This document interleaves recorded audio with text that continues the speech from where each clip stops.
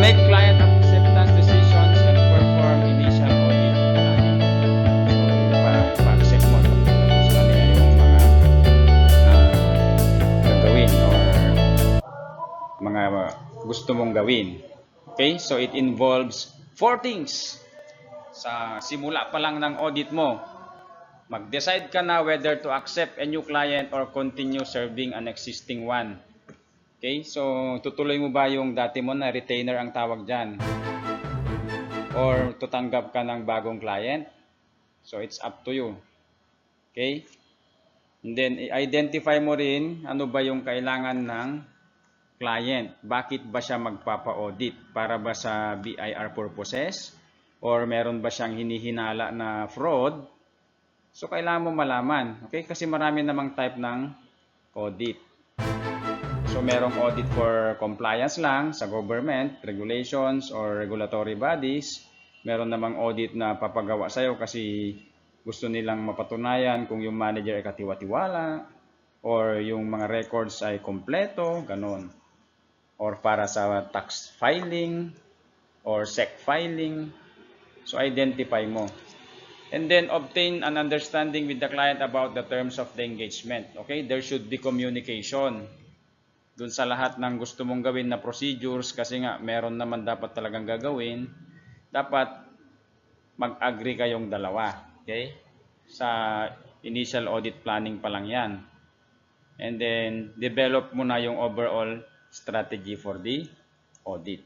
Okay? Nung diskarte mo. Dadamihan mo ba ng analytical procedures lang, less substantive, or iwasan mo na yung analytical procedures, diretso ka na sa substantive testing? So, it's up to you.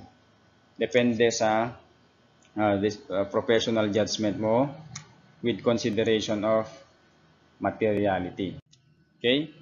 Now, client acceptance and continuance. So, dalawang ito, side. So, kapag new client, so, syempre, hindi mo pa kilala talaga yung may-ari, yung nature ng business niya, ano yung, paano magtrabaho yung mga staff, accountant, employees. So, you need to investigate kung katanggap-tanggap ba sa'yo yan. Because, kapag tinanggap mo yan, mahirap mag-withdraw, okay, sa engagement. Nakakaya naman or merong breach of contract, ganyan.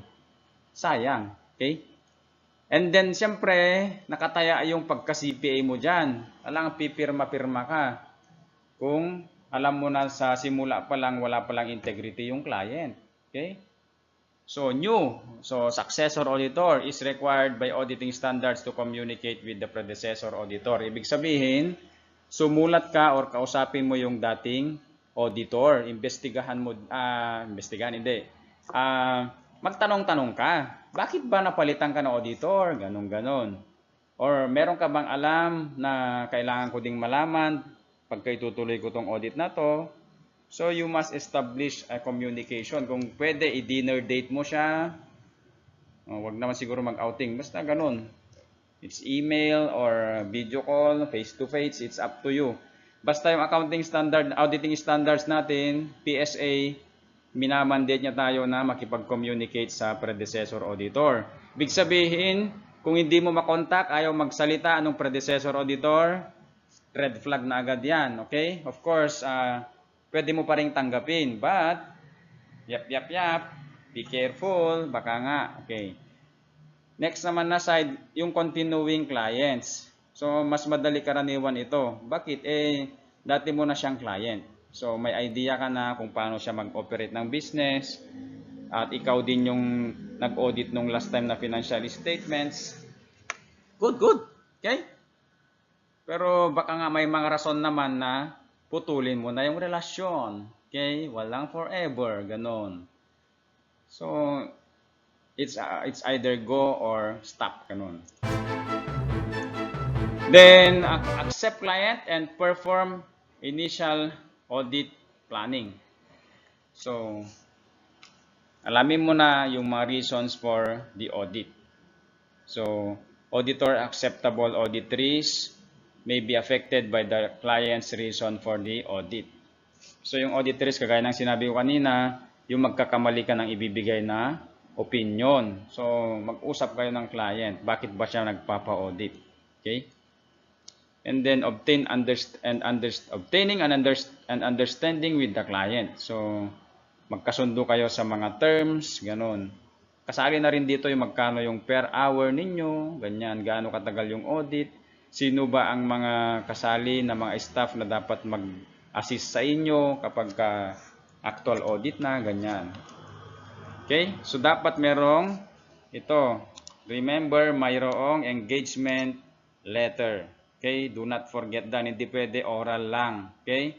Dapat magpasign ka ng engagement letter. Kung ano yung napag-usapan nyo, na-agree kayong dalawa, lagay nyo sa engagement letter.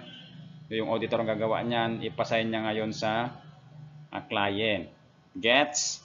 Then, kapag okay ng lahat dyan, mag-develop ka na ng audit strategy. And then, i-document mo. I-record mo yung mga pinaggagawa mo or yung mga scope. So, gaano ba kalawak yung scope ng audit mo. Okay? So, buong kwan ba yan? Taon lang ba yan? O 2 taon? Ganyan. Ito namang timing, kailan ka mag-o-audit? Meron ka bang interim audit? Yung, halimbawa, kung maaga kang kinuha ng auditor, you can have interim audit. So, di ba sa Pilipinas naman, April 15 ang filing, di ba? Ng mga tax returns. So, kung July pa lang kinuha ka na ng auditor, then you can have interim audit. Halimbawa, mag-audit ka sa September, ganyan. Then mag-audit ka ulit sa November. And most especially, syempre, sa year-end, December. So, pero kung late kang kinuha, mga March ka na lang kinuha, then most probably yung timing ng audit mo is malilimit kasi hindi mo na mabalikan yung lumipas na oras. Okay? And then the direction of the audit, and that guides the development of the audit plan. Okay? Yahoo! Gain an understanding of the client's business and industry. So, nire-require din tayo ng mga standards to perform risk assessment procedures. So, ano ba itong mga risk assessment procedures? Ito yung mga steps na gagawin mo para ma-assess mo yung mga risk. Okay? So, kailangan malaman mo yung client's business and its environment. May mga business kasi class na mas komplikado, meron namang business na less complicated. Okay? And then, may mga business na volatile yung kanyang operations or highly regulated. So, ganyan. Alamin mo. And then, assess the risk of material misstatement in the financial statements. So, i-assess mo na kung ano ba yung probability na magkakaroon ng significant misstatements. And then, including inquiries, yung pagtatanong-tanong mo sa management, and of course, your analytical procedure. So, kung ito lahat, sa pilitan, okay, nire-require tayo ng auditing standards. You have to obtain understanding of the client's business and its environment. And then, i-assess mo yung, dapat makapag-compute ka ng risk of material misstatement, the financial statements, and then makapag-inquire ka, makapag-interview ka sa management, and kailangan mo talaga ng analytical procedures. Okay? So, basic yan, class. Hindi mo pwedeng i-skip yan. Kaya nga, kung yung client is kukunin ka niya, gipit na yung oras. Halimbawa, yung filing is April 15. Kukunin ka niya lang April 1. Nako, isipin mo mabuti kung magagawa mo ba lahat itong mga to, lalo kung marami ka ding natanggap na client. The better na wag mong tanggapin kung sa tingin mo ay ikaw ang mako-compromise yung quality ng work mo. Okay? The better na give up mo siya. Then, understand the client's business and industry. So, paano ito? So, you consider the industry and external environment, yung kanyang business operation and processes, management and governance. So, toll management ba? Flat management? Ano ba yung structure? Kasi nga, class, kung malaking corporation, syempre, meron lahat yung level of management. Okay? Then, yung client objectives and strategies, tingnan nyo yung kanilang mga vision, mission, ganyan. goals, objectives, and then measurement and performance. Okay, so paano ba nila, ano bang mga ina-apply nilang accounting standards, ganyan. Paano ba na-measure yung kanilang performance as a business. Okay, so ito, sa strategic understanding of the client's business in industry, naulit lang naman, di ba? Okay, so yan yun. Mag-research ka lang. Okay? So wag kang sasabak kung wala kang kaalam-alam. Tatawanan ka ng mga accountant, di ba? Paano ba naman itong auditor? Walang alam. Ganun. Matan-iwi. Okay? So we have to identify now the 8 major steps in planning audits, and then what factors should an auditor consider prior to accepting an engagement. Explain the 5 elements that are part of the strategy. Okay? Tatapos na natin yan. Kayo nang bahalang sumagot. What are the benefits? O yan. What are the purpose? Okay? So, you need to answer na itong mga to kasi natapos na natin. Di ba? So, ito na. Perform preliminary analytical procedures. Okay? Or ang tawag minsan dito is tawag dyan. Minsan tinatawag din ito na ARP, okay?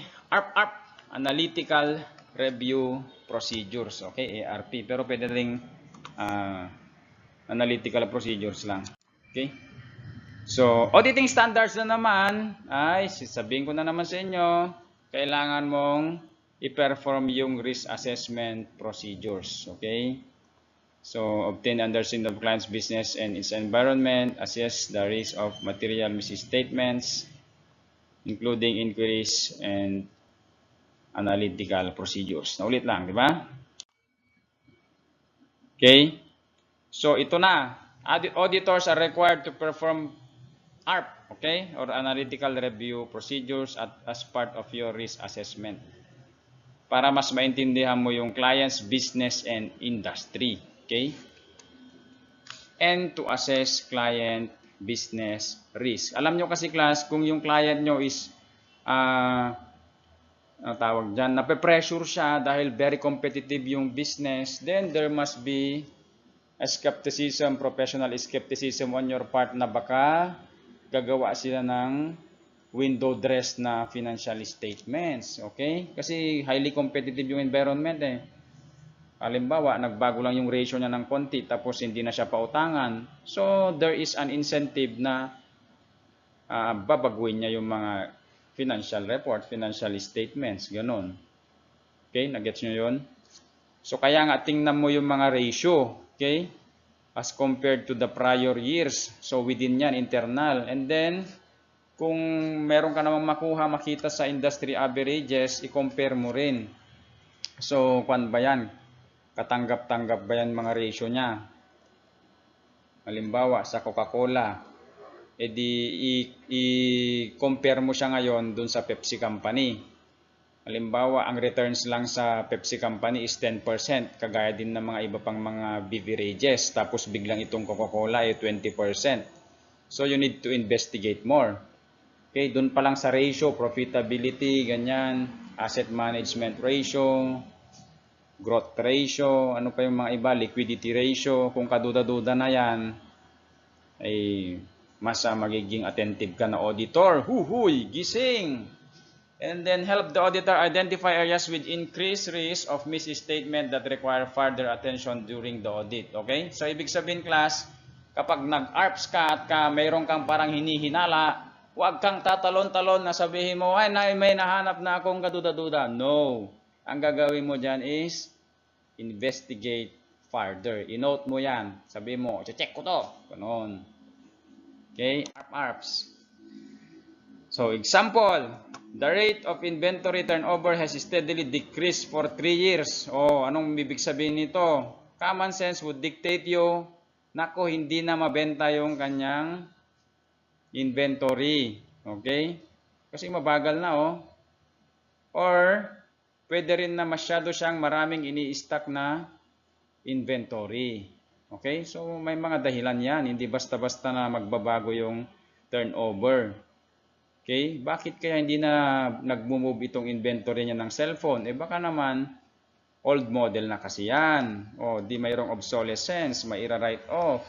So tingnan mo yung FFS, ang ganda-ganda ng kanyang fixed inventory portion. Yun pala, masyadong mataas na yung value or overvalued na pala yung mga kalagay dyan na inventory.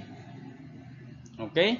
So, evaluate mo yung potential significance of this change sa fair presentation of the financial statement. I-relate mo yan. Then, state mo rin yung, state the follow-up procedures you would perform for this fluctuation. Ano bang gagawin mo para mapatunayan mo na walang problema dyan sa steadily decrease na turnover? Tingnan mo. So, i-compare mo rin sa industry average. Lahat ba is nagdi-decrease? Then, you may say it's okay lang. Okay? O kung hindi naman, then you may have your tinatawag nating substantive audit testing. Okay? Tingnan mo yung mga balances, tingnan mo yung mga transactions, isa-isahin mo. Okay? Samplingan mo kung depende sa iyong decision. Okay? As an auditor.